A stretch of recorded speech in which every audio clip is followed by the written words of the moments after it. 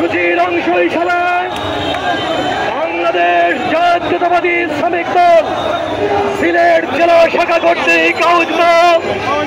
বিক্ষোভ মিছিল পরবর্তী সমাবেশে সংগ্রামী সভাপতি বাংলাদেশ জাতীয়তাবাদী শ্রমিক দলের কেন্দ্রীয় সাংগঠনিক সম্পাদক এবং শ্রমিক দল সিলেট জেলা শাখার সংগ্রামী সভাপতি জনাব সুরমান আলী উপস্থিত রয়েছেন বাংলাদেশ জাতীয়তাবাদী দল চেয়ারপারসনের সম্মানিত উপদেষ্টা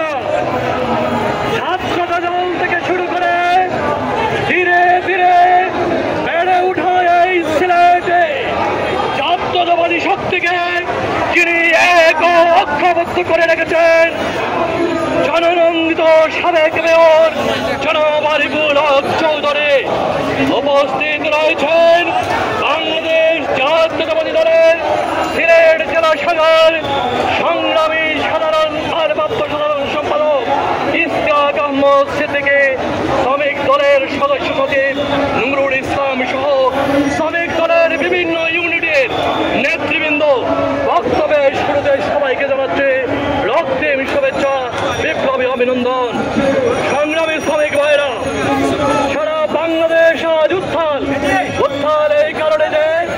বাংলাদেশ যে কারণে রক্ত জড়িয়ে সারা বাংলাদেশ 2024-এর 5ই আগস্ট ছাত্র জনতার গণ-অভ্যুত্থান শেষ করেছিল এবং গণতান্ত্রিক অভিযাত্রায় বাংলাদেশকে ফিরিয়ে নেওয়ার চেষ্টা করেছিল। সেই অবস্টাকল, সেই রাস্তায় আজ বারবার বাধাগ্রস্ত করার চেষ্টা করছে বিভিন্ন সময়ে বিভিন্ন দাবি নিয়ে একটি গোষ্ঠী। আমরা আজকের এই শ্রমিক জনসভা থেকে স্পষ্ট ভাষায় বলে দিতে চাই যে গণতান্ত্রিক অভিযাত্রায় বাংলাদেশের সূচনা হয়েছে, সেই অভিযাত্রায় যারা বিঘ্ন সৃষ্টি করবেন তাদেরকে আমরা মনে করব ফ্যাসিবাদের দূষণ। আমরা মনে করি সবাইকে নিয়ে ফ্যাসিবাদ মুক্ত বাংলাদেশ যাদেরকে নিয়ে আমরা করেছিলাম সবাইকে নিয়ে আমরা ঐক্যবদ্ধভাবে আবারও ফ্যাসিবাদ মুক্ত বাংলাদেশ করব, গণতান্ত্রিক বাংলাদেশ বিনির্মাণ করব, একটি সাম্যের বাংলাদেশ নির্মাণ করব, একটি উৎপাদন এবং উন্নয়নের একটি সমৃদ্ধশালী বাংলাদেশ বিনিয়োগ করব। সেই লক্ষ্যে আমরা সকল গুরুত্বপূর্ণ বক্তব্য আর প্রদান করবো না,